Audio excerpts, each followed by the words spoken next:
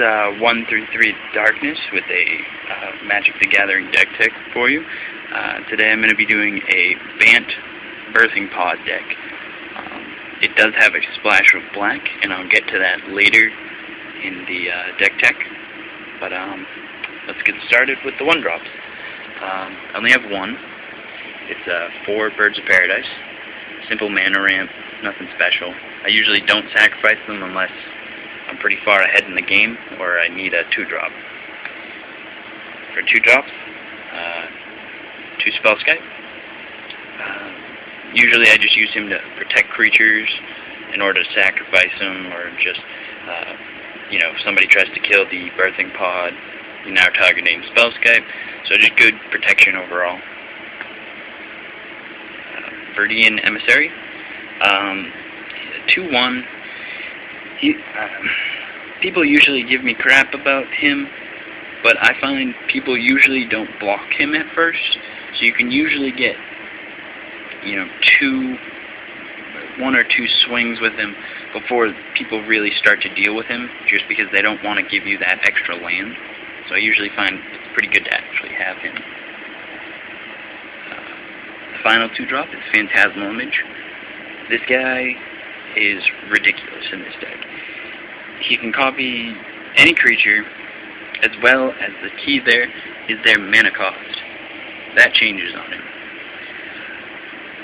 He copies Acidic Slime, he's now a 6-drop. And Birthing Pod's targeting ability targets the player, not the card. So you can sacrifice this to Birthing Pod. So that's always a pretty good bonus. For the 3-drops, Blade Splicer, you get the Golem, and it has very good replayability with the Sun Titan. I've had games where I drop the Sun Titan, fetch up Phantasmal Image, copy the Sun Titan, refetch into this guy, sacrifice this guy into a 4-drop. The 4-drops, you skip your next combat phase, so he's pretty good. And you still get a Golem out of that. Deceiver Exarch. This card can make the game. Usually people question why he's in here, but his untap ability is fantastic. You get a 2-drop, sacrifice it into this. So tap the Birthing Pod, sacrifice into this, and you can untap Birthing Pod, sacrifice him, and go into a 4-drop. So for a 2-drop, you go to a 4-drop. So that's huge. It's won me several matches by getting the Phyrexian Metamorph. So that's been key. Geist of St. Trapped, he's alright in this deck. I'm still trying to see where he fits in. I basically have him because he's pretty much like a cheaper Hero of Bladehold. I think once I get a Hero of Bladehold, though, he's going to be dropped for that card. I don't know what other people think. He has the Hexproof, which is pretty nice, so I've been debating on that. So for the 4-drops, we have Solemn Simulacrum. I'm pretty sure that's how you say it. I've heard many variations, but between the fetch and the card draw, just major card advantage, especially when if you sacrifice them to get a 5-drop, you get huge card advantage off of this guy. Pretty good. Stonehorn Dignitary. This card can also win you the game. You get him with a Venser combo or a Mimic Bat. You can never be successfully attacked on. So that was a great combo there. For the 5-drops, we have 6-line. Great for, killing swords, or even in mirrors, killing those. Or even if you get the same combo with those, I'm running 2 Mimic Bats.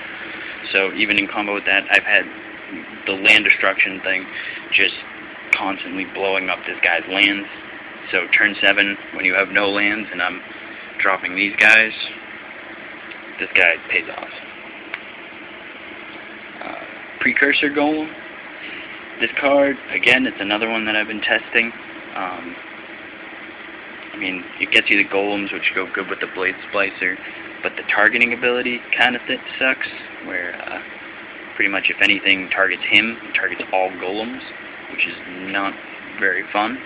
So usually I won't play him unless A, I need to, or B, I can sacrifice him that turn into one of the 6 drops. The final 5 drop is Archeon of Justice, 4/4 flyer. Yes, this one's foil. It's very nice. Basically, it dies, I get to exile something, so it's pretty good for, you know, getting out, exile something. If they even lands or permanent, you know, planeswalkers, big creatures, and the exiling's nice, especially because of the graveyard play that we're going to be seeing in the block. So he's been pretty helpful. So for the 6 drops, Sun Titan. Obviously, great replay value with the 3 drops, 2, 1, even the Mimic Vats. I'm running 2 Oblivion Rings, which are great, or even just land if I need it. So he's been key. He wins the game. Wormcoil Engine, another great addition to the deck. Death Touch, Lifelink, great against aggro decks, and he's also the go-to 6-drop for the Birthing Pod, because when he dies I get the 2 tokens, which, as you can tell, it seems more like an aggro deck, which is very helpful. So he's usually my go-to 6-drop. If need be, I can also get the Frost Titan, which the tap-down ability is good if they have, you know, big guys, or in a mirror with a, you know, Mimic Bats or the Birthing Pod. So he's usually good for, or control decks. He's usually good. You can tap down a land, or plenty of other uses for this guy. So he's been pretty helpful. And for the 7-drop, and for the reason that I do splash black, is Shellrid. Yeah, this is the promo one. This card is dirty in this deck. Considering all of these guys could be sacrificed, you basically are constantly just getting those creatures back onto the battlefield. You can get a 2-drop if you want other sacrifices, you know, fetch stuff up. You can get a 5-drop. You can get one of the big guys if they died. This card is, once this hits the board, people usually just scoop. And, I mean, considering they also have to sacrifice the creatures, this thing is ridiculous. People just scoop when I play this. So that's the creatures. I do run one Fencer. I'm looking to get another one. I'm not sure what I'm going to be taking out, but he's really good, especially with all the enter the battlefield abilities. So he's pretty helpful. I can get the Infinite Golems. You know, he's pretty new target for that. Anything like that. The Mimic Vats, also great. Basically like a graveyard type version of Fencer. That's been pretty helpful. I run 2 Oblivion Rings for removal. Those are pretty helpful. Also with the Fencer, if they, you know, somebody kills them. Sorry, mixed up my 2 guys. Fencer, if you need a new target for them, change the target. So that's been great. Or if they get killed, Sun Titan, bring them back, attach them to something. So those are all the creatures and the sorceries and stuff. And then as for land, I run, in the light, 7 forests, 2 sun petal groves, 5 plains, 3 glacial fortresses, 4 islands, 2 swamps, and 1 isolated chapel. That, between, considering just the Shell Raid requires the black mana. Between those three, you usually do have enough, considering oftentimes you're birthing podding into it. So usually you have enough there. And then for the side deck, going over real quick, Viridian Corruptor for artifact removal, another Wormcoil Engine for aggro, Steel Hellkite, another just really good card, especially for cheaper drops. You can kill them. One Beast Within. I thought I was running another one, but guess not. Phyrexian Metamorphs, 2 of them. 2 more Acidic Slimes. 2 Day of Judgments. An Archeon of Justice. I was running a Primeval Titan at first to fetch up the swamps, but I mean, I'm probably going to be subbing him out for something. And then for aggro matches, the Hellish Norn Grand Cenobite.